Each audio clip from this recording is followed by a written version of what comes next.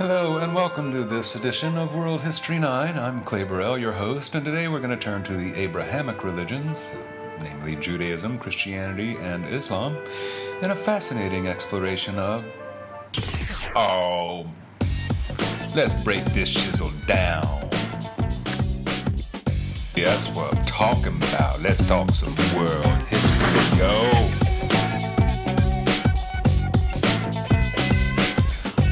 Yeah, baby, that's some shizzle.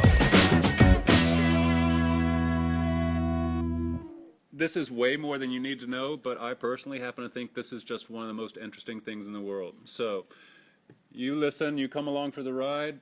I almost want to ask you to turn off to lower your screens, because I have the feeling that a lot of you are probably Facebooking instead of like listening to the story. The most really amazing story of like why so many people go to a building with a church on with a cross in front of it, or a mosque in front of it, or a Star of David in front of it, in 2/3 of the world today. Can you turn off the bottom two lights over there, please? The bottom two, just there we go. Thank you. Now this is mostly text, unfortunately, but anyway. So where does our story start? Where does our story start? The timeline here. Have you heard of Abraham? Abraham, Abraham, according to the Jews, God met Abraham 2,000 years BC. Abraham lived in Sumer, believe it or not. Sumer, right? You read about Sumer, one of the first river valley civilizations. So he's a Sumerian guy. He's using cuneiform writing. He's like worshiping the gods of Sumer in the earliest civilization. Iraq, that's today's Sumer, the Tigris-Euphrates, right? Mesopotamia. So Abraham is with these Mesopotamians, and lo and behold, God appears to him. And he says, leave Mesopotamia and go to the land I promised you. I am God, the creator of the universe. And that's why we call Islam and Christianity and Judaism Abrahamic religions. Abrahamic, because they all worship this man's God, who the Jews first claimed exposed himself, revealed himself to Abraham for the first time ever. So who's the first human who ever met God, the creator of the universe, according to Jewish, Christian, and Muslim belief? Abraham. And God promised him the promised land. This matters so much today, because today we're talking about like the Israel and the Palestinians and all this stuff in the headlines, and why do the Arabs hate the Jews in Israel and all this stuff? Because in the beginning, since Abraham, the Jews have said, God promised us this real estate.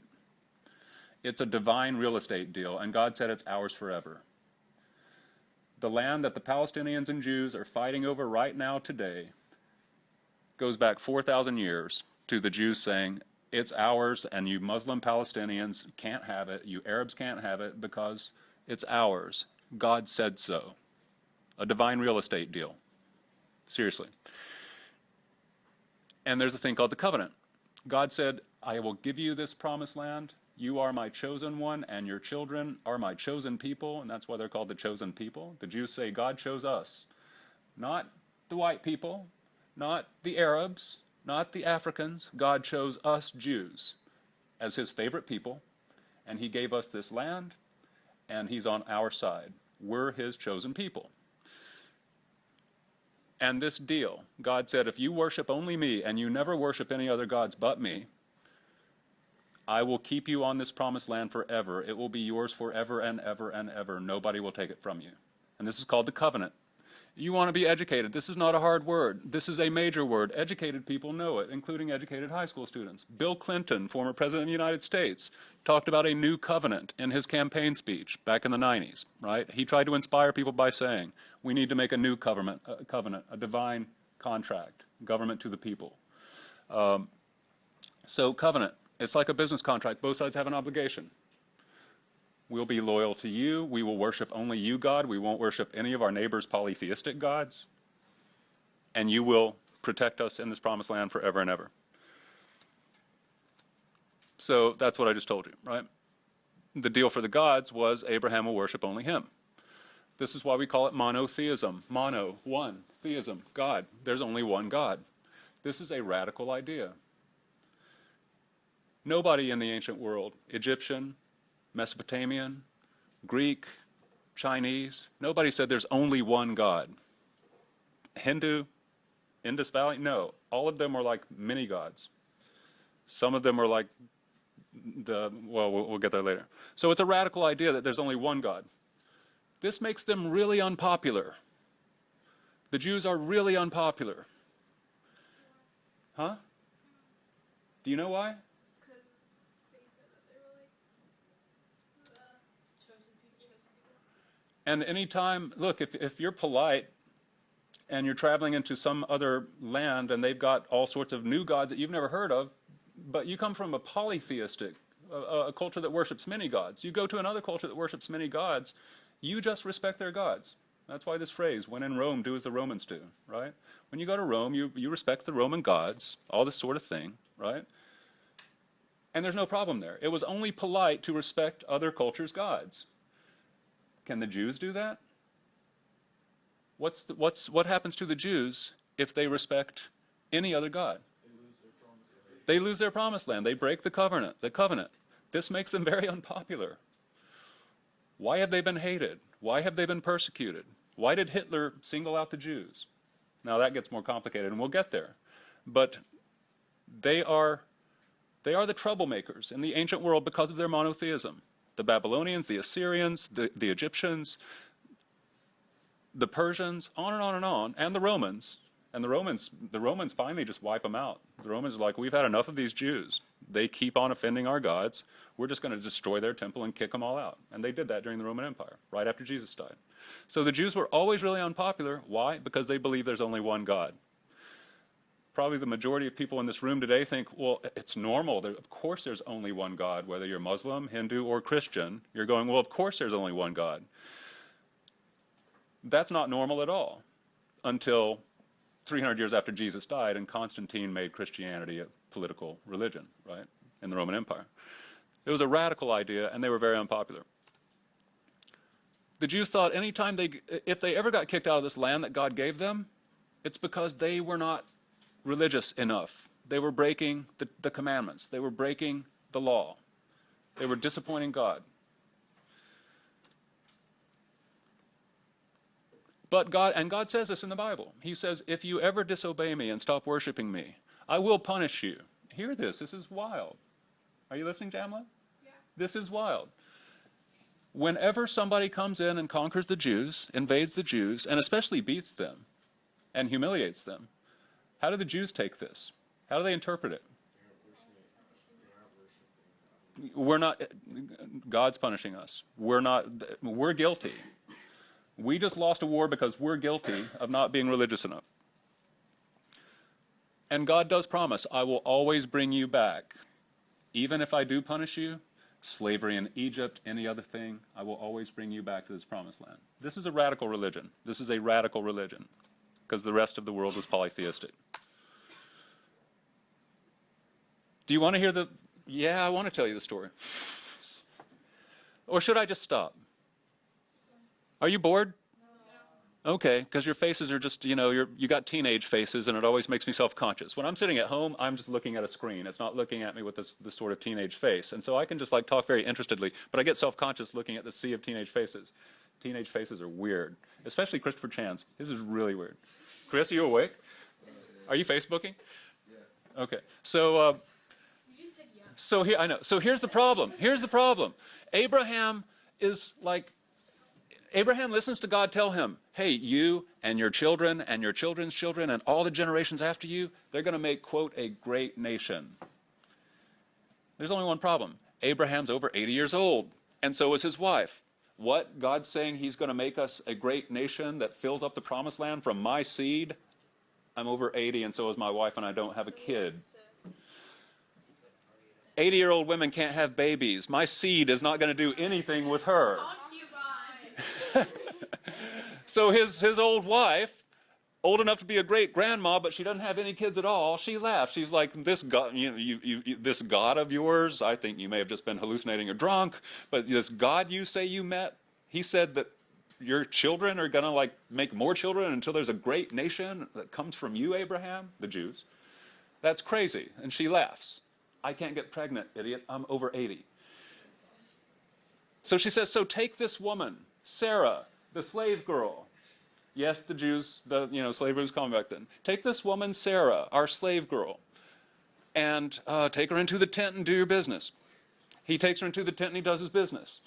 And the slave girl, I'm sorry, not Sarah, Hagar, the slave girl, gets pregnant and has a baby. And that baby's name, take this down, that baby's name is Ishmael. You know all this? I'm so sorry. Is it interesting to hear anyway? Yeah. Okay. So, because he got that teenage face. So Ishmael, Ishmael. This is interesting. Moby Dick, the first line is, call me Ishmael. Most famous American novel written. Call me Ishmael. He's making references back to this character from the book of Genesis. So slave woman Hagar has Ishmael. Ishmael is a good, strong boy, right? So, all right, God was right. No, God wasn't right. Then Abraham and old Sarah go into the tent. And I guess they get feisty one night. Because the next morning, Grandma's like, oh my God, I'm pregnant. She's pregnant. The 80-year-old? Miraculous. You know what? Your God does work miracles because I'm over 80 and I'm going to squeeze out a baby. Then all that So, yes, a miraculous birth. And she gives birth to a kid named Isaac. Good, you're tracking. You're listening to the drama. The drama is this. So the drama is this. We got 2 kids now. One of them is not my wife's. It's my slave girl's, Ishmael. So what's the wife going to say? Come on, show me. Kevin, what's the wife going to say here? Get rid of that bastard, Ishmael. A bastard is an illegitimate child, right? He does not come from your lawfully wedded wife. Get rid of Ishmael. So Ishmael's the kid. Ishmael is the slave girl's kid. Okay. Isaac. Isaac. Isaac. Hugely important. I'm about to tell you one reason that Muslims and Jews also fight. Already the Promised Land. Second, Isaac and Ishmael. Check. This is so interesting. Yes, what, Chris? What's the wife's name? Abraham's wife. Sarah. No, No, the slave girl, Hagar. Hagar. The slave girl is Hagar. The wife is Sarah. And so yes, Abraham, being a smart husband who knows the first rule of husbands, happy wife, happy life. Sarah says, get rid of that slave girl and her boy, and out she goes. Abraham's like, listen, Hagar, it was nice and everything. I enjoyed that night in the tent, and thanks for having my son. But if I don't do what I'm about to do, my wife will never stop nagging me until my dying day. And so I'm going to have to ask you to leave. Here's your severance pay. Go. And off she goes. And she is forlorn and crying with her newborn son Ishmael in the middle of the wilderness. And God appears to her and says, don't worry. Take your boy and check this out. What history has done to this line in the Bible is amazing. God said, take your boy and go south, and I will take care of you. And so Hagar and Ishmael disappear from the Jewish Bible with this image. And south he went into the deserts of Arabia, where he learned to ride a horse and became a master of the bow and arrow and became a wild man, a warrior. End of story. Ishmael never comes back into the story. That is the last image we have of him. But where did he go? This is the key detail. Where did he go? South to the desert of Arabia. Arabia, from which we get the word Arab, right? So this is not only the story of the first Jew. Ishmael is the first Arab, according to the Abrahamic religions. Muslims trace their faith and ancestry and connection to God back to Ishmael, because he's an Arab. He went down and he populated the land of the Arabs, who are today's Muslims. Muhammad was a Muslim, right? So in that story, Abraham's oldest son, and there are political arguments about this today. There are people killing each other and fighting each other because this story, how are the Arabs going to interpret? I'm asking you to think now. How are the Muslims going to interpret the covenant? God said, I'm giving you and your children's children the promised land. If I'm Muslim, how am I going to interpret this? Nicole. I don't get how the covenant has to do with the Muslim religion. I am God. I give you and your children's children this promised land because you are my chosen people. All you have to do is worship me, and it's yours forever. If you're a Muslim, how are you going to interpret this to say the promised land is Muslim? So was the promised land Muslim at first? Nobody was, this is the first guy to know God. The promised land right now was nothing. There were people there, but they weren't Muslim or Jewish. They were polytheistic. You're getting ahead of the story. Are you all lost? No. The Jews think that the promised land is theirs, And they base it on what? They both base it on Abraham. So thank you, Maya. but the Jews base it on Isaac, The Jews base it on Isaac. and the Muslims base it on Ishmael. And how are the Jews going to like argue with the Muslims and say no, Ishmael doesn't have a right to it because? Because once he left, like once Abraham disowned them, like he was disowning his son, so it's no longer his son. Good, he was disowned, and besides that, there's a legal factor here. The covenant. Huh? He's not even, that wasn't his wife's. It's not his wife's kid. He's an illegitimate child, right? He doesn't. His wife was Sarah, not Hagar. That was a slave girl. So he's only like half the son of Abraham, right? The legal son is Isaac, because that was from Sarah. Muslims and Jews, right now, interpret who, by God's promise, deserve to live in Israel. One of the reasons is from this, because the Muslims are saying, look, Ishmael is Arab, that's our people, and we worship God. God promised that land to Ishmael. He's older. Ishmael's the first son. The Jews, meanwhile, oh, but he's illegitimate, yada, yada. And so on it goes and has been going.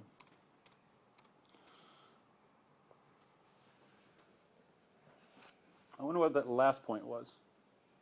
How do I go backwards? Oh, Lord, not that way.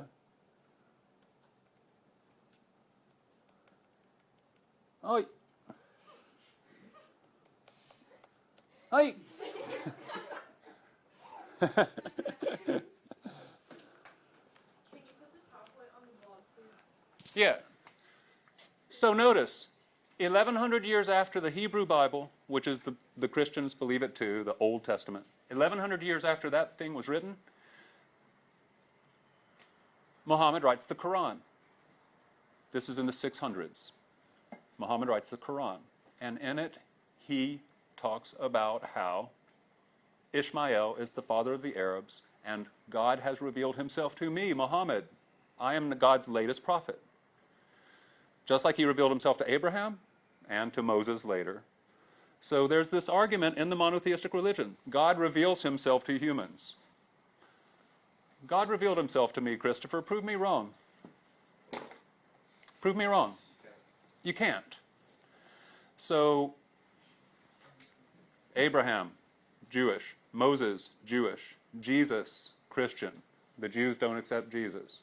Abraham, Muslim. The Christians and Jews don't accept that. But it's all based on this idea of, please write the word down, because this is why it's called a revealed religion. Revealed. Revelation. Revealed religion.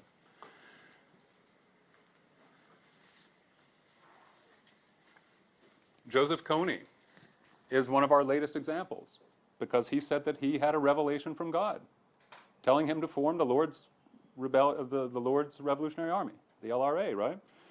And how do you argue with people who say, I had a vision of God? Yeah. So Abraham is Jewish, right? Abraham is the father of the Jews. He's the first Jew. What does it mean to be Jewish? Yeah. How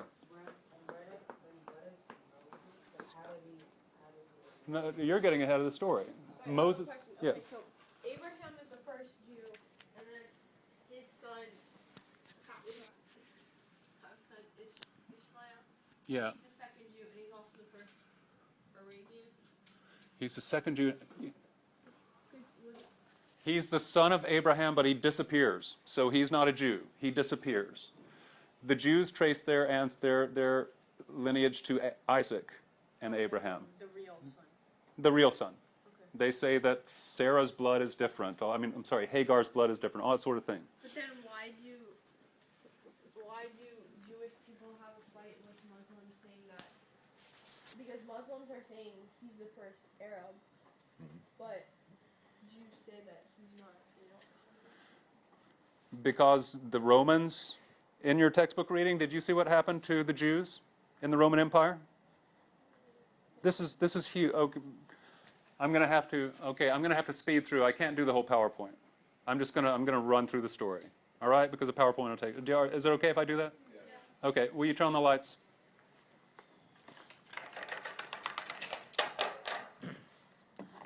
Jamila, will you go and just push the top button, second column on that little thing behind my phone? Next to the green thing, behind my phone, Oh yeah. next to the green thing, just push the, there you go, thank you. Oh crap, that doesn't work. Me? Where's my near? Where's my near? I didn't even press it. Yeah. Oh, here it is. Just stop, just stop. Okay. No, blank.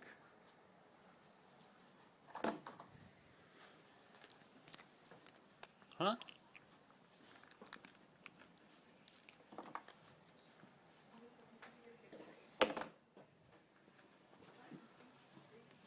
Nutshell time.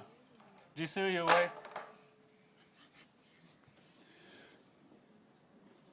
It goes, okay, so Nakul, I'm going to answer your question right now. From Abraham, and again, this is 2000,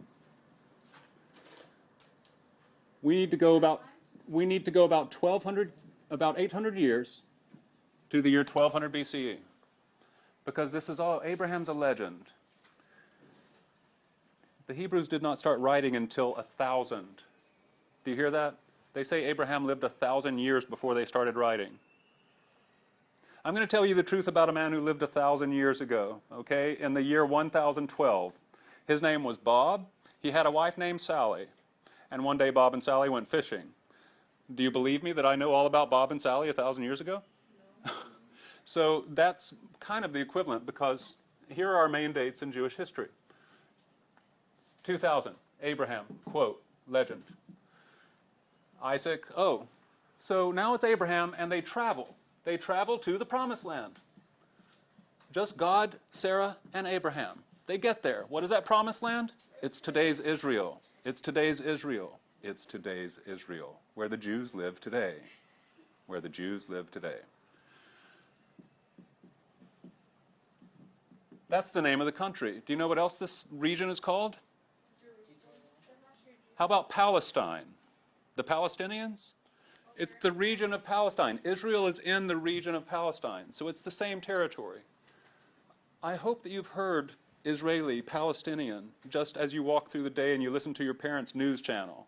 The Israelis and the Palestinians. This is a burning issue. Yeah, because they're arguing over borders, right? They're arguing over who deserves to be living in the Israel-Palestine region right now. So Israel is in Palestine because of religion, because of this. All right? So I'm trying to make you understand that. Believe it or not, this 4,000-year-old story, if it ever happened, is what is causing the conflict today. I got to tell you, I'm sorry, is it quick? Yeah. Go ahead. Where would the losing team go? Anywhere. Where did Hagar and Ishmael go? I don't care. Just go, right? So Abraham, this is a key moment. Abraham does go from the Tigris Euphrates, and he goes down through. You've done the reading. You've done the map thing. Remember? He goes through Syria, and then he goes down through Lebanon, and he hits the Promised Land. And he goes, and he's there, and he's still alone. He's got one kid. Great. I'm supposed to be making this nation. of thousands of people to populate the promised land with the chosen people? Right now there's 3. And that's funny until it becomes radical with the next thing God does. Who knows what God tells Abraham to do to Isaac? Kill him. God appears to Abraham, he reveals himself again, and he says, Abraham, take your son Isaac, take him up to the top of the mountain. On top of that mountain, lay him on the rock, pull out your sacrificial knife, and cut his throat. Sacrifice your son. And Abraham's like, and he does. I'm sorry, he takes Isaac to the top of that mountain, little Isaac, his only son, who's supposed to be the, and he's like, I have promised the covenant. I worship you, I obey you, complete obedience. By the way, the word Islam, it means submission, to submit to God's will. Islam means to submit to God's will. In the name of peace, salam means peace. That's my Arabic name, salam. It means peace. Salam alaikum, you've heard it, right? It means peace. So Islam, submission in the name of peace. Submitting to God, obeying God, just like the Jews, obey God. And right as that knife is at Isaac's throat, God says, stop. I am so pleased with you, Abraham, because you had such obedience that you were willing to kill your only son. And I know how important your son is to you. You were going to kill your son for me. That's good. For that, I renew the covenant. You have shown your loyalty. You have shown that your complete obedience. So he doesn't kill him. So he doesn't kill him.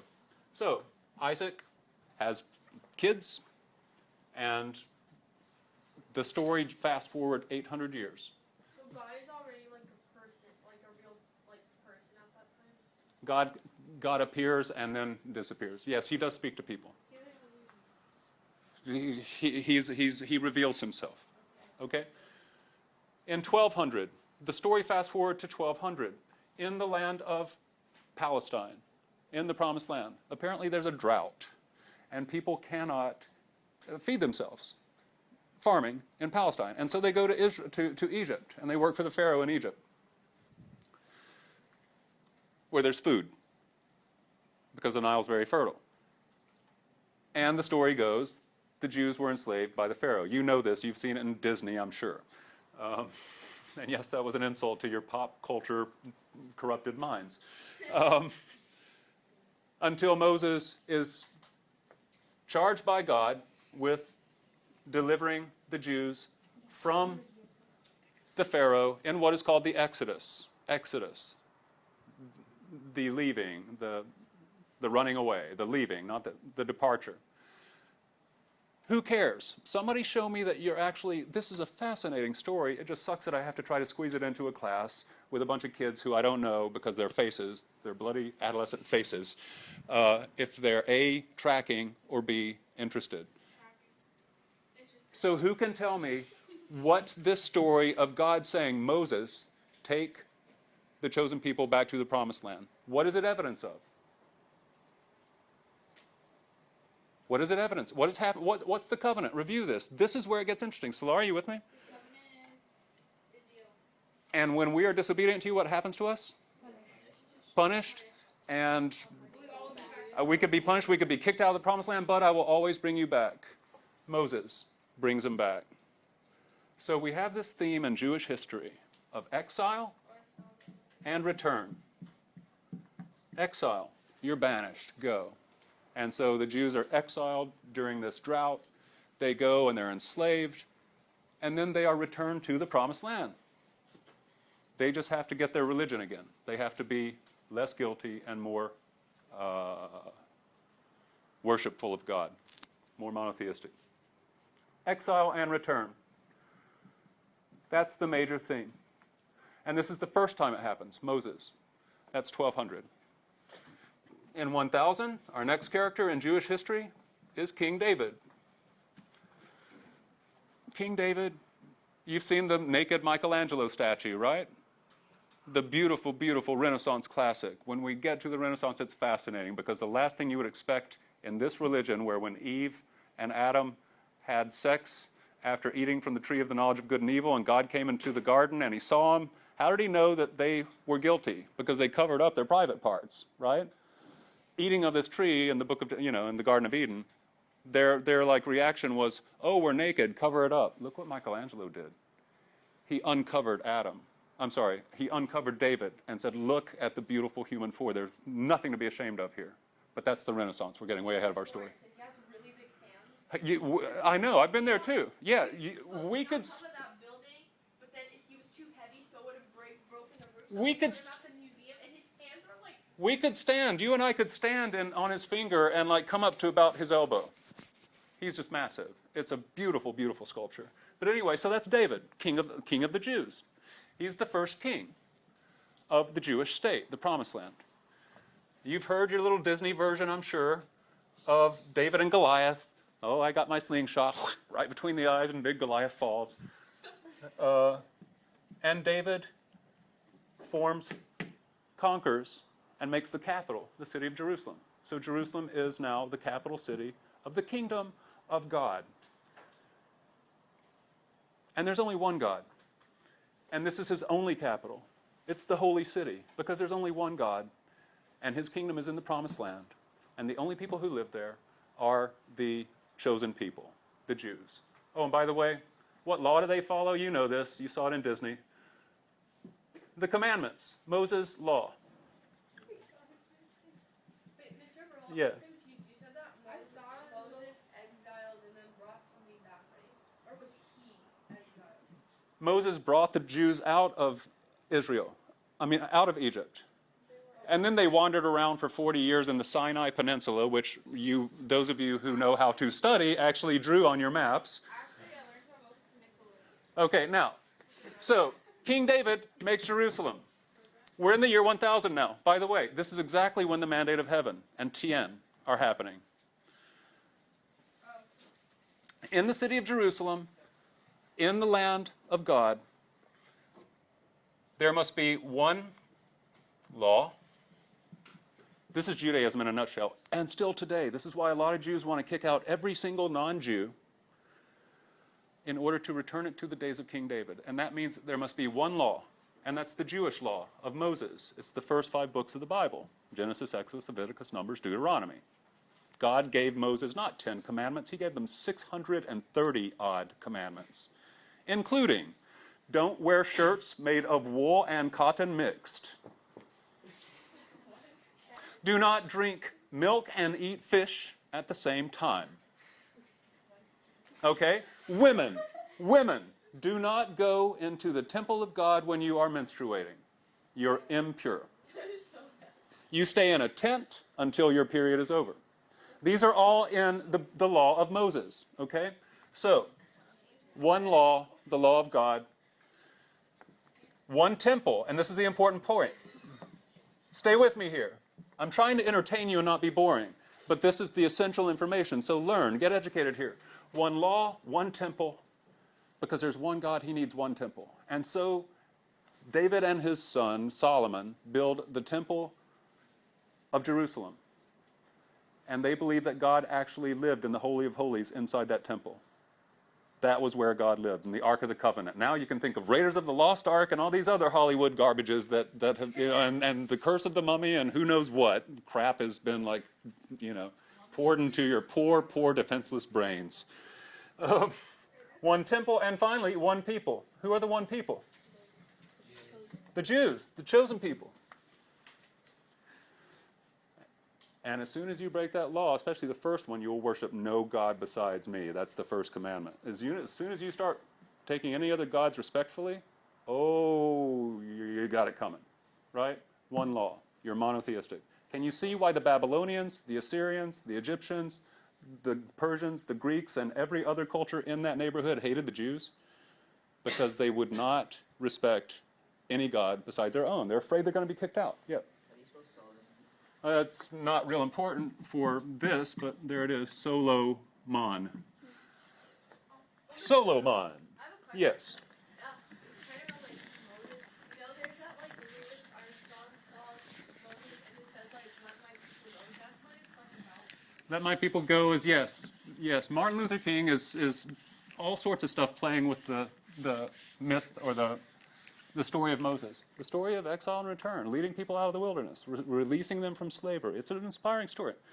So, yeah. So I don't Yeah. Why do they say the Ten Commandments? Because the Ten Commandments are the Decalogue. Those are the most important ones. But all the other ones too. There's a hilarious book on my bookshelf over there called The Year of Living Biblically. Oh yeah, you told me. Okay, yeah. You can't, if you are an Orthodox Jew today and you believe that each one of these 630 odd laws is straight from God's mouth to the book, and you follow those laws, each one of them, if you're truly religious, that means on the Sabbath day, which is not Sunday for the Jews. Originally it's Saturday, right? So the Jews honor the Sabbath by doing everything that the book of Moses says, including you don't work on the Sabbath. Jesus got into a lot of trouble for disagreeing with his rabbis over this. He was like, don't. Really, the guy's like picking up firewood on Saturday, and you religious authorities are going to give him grief for that? Really? Look, I'm a Jew, you're a Jew. I'm just Jesus, you're a priest, you're a rabbi, and I think you're full of it, right? Cut the guy some slack. God's not going to hate him for picking up some firewood if it's cold, right? But that was breaking one of those laws, right? Because God says you do not work on the seventh day because I didn't work on the seventh day. I created the universe in 6, then I rested. So you rest, you don't work a bit. Jews today tear toilet paper into squares on Friday before the sun goes down and put it in the bathroom so they don't tear any toilet paper all day Saturday because that's work. I am bloody serious. I am absolutely serious, all right? So that is the difference between your Orthodox Jews. You're like your extreme ultra-Orthodox, we call them, extreme Orthodox Jews. The ones who like follow every word literally in that Hebrew Bible. All those commandments. They're the ones who you'll see them. They have the curly sideburns and the black rabbi-looking dress and all that in Israel, right? So, and they're the ones, by the way, who are fighting the Muslims most in the occupied territories of Israel. Just stop. Because they're the ones who say, look, literally, there it is in the Bible in black and white. God promised us this land. We've got to get these Muslims off. And so we're going to fight them off, right? The ultra-Orthodox. Anyway, you know what? Oh, okay, so okay, right. So check this out. Why were the Jews looking for a Messiah? I'm going to fast forward. Take these notes down. Look at this history of the state of Israel. So they built the temple, right? In about 580, I think. BCE, this is all BCE. The Babylonians destroyed God's temple. Oh, it was the first Jewish temple I remember. It was the first Jewish temple, the one that Solomon built. Captivity. The Babylonian captivity. Why? Because the Jews would not accept the Babylonian gods. Babylon was a big empire. The Jews were really unlucky. There's a little bitty city. The city of Jerusalem had 5,000 people in it. That's barely bigger than the SAS student body. They're surrounded by Babylonians, Assyrians, Egyptians, Persians, all these massive empires, and they keep on just romping right over them. And then not respecting their gods when they do. They're hated. The Babylonians couldn't stand them because they wouldn't respect the Babylonian gods. They weren't trying to conquer Israel. They just like picked Israel up as they were going to fight the Egyptians. And when the Jews kept on giving them grief, the Babylonians destroyed the first temple. We'll teach these Jews a lesson, them and their powerful God.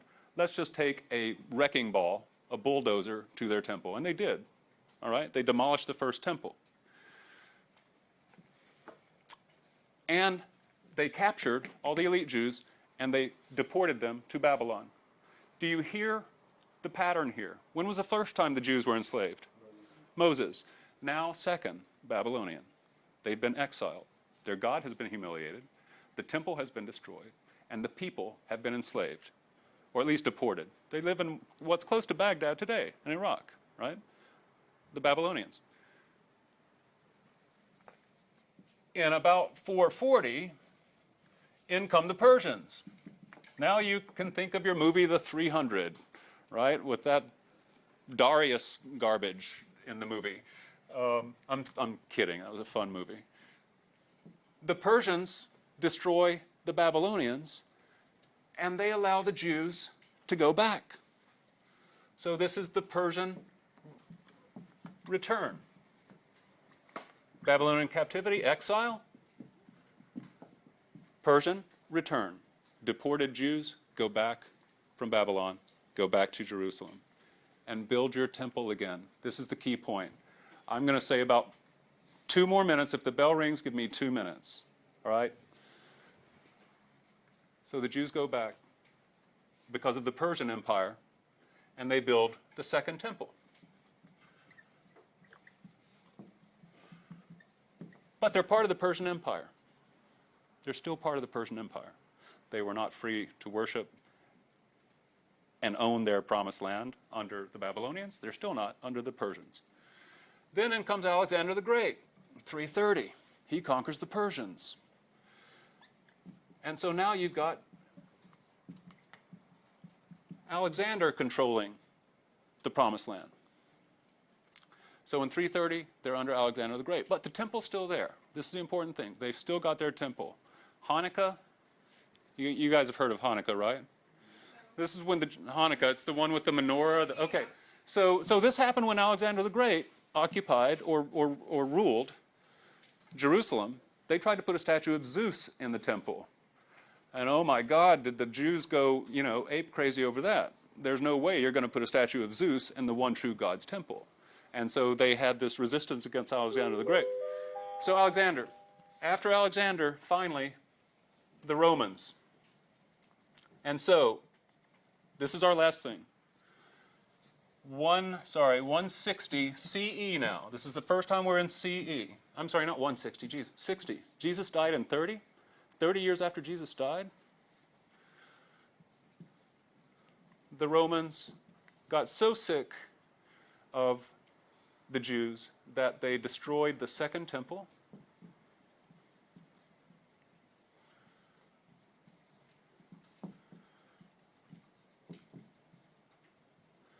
And they expelled the Jews. They expelled the Jews just like the Babylonians did. And God said, when you are disloyal to me, when you are not truly religious, I will punish you. I will push you off of the promised land, but I will always bring you back. Guys, I'm sorry to take... here's the amazing thing. The Jews from 60 CE until... when did World War II happen? 1945. The Jews did not ever go back and return. Exile, return, exile, return. This one, the Romans exiled them in 60. They only got Israel back in 1949. Do you hear that? 19 centuries. They every year they had Hanukkah, and they said next year in Jerusalem because it's their promised land. Their faith is so strong that that is their land, and in 1949 they got it back. That is a 2,000-year exile and return story, right? Does God exist, or does it just really pay off to have strong faith? That's a question for you to answer.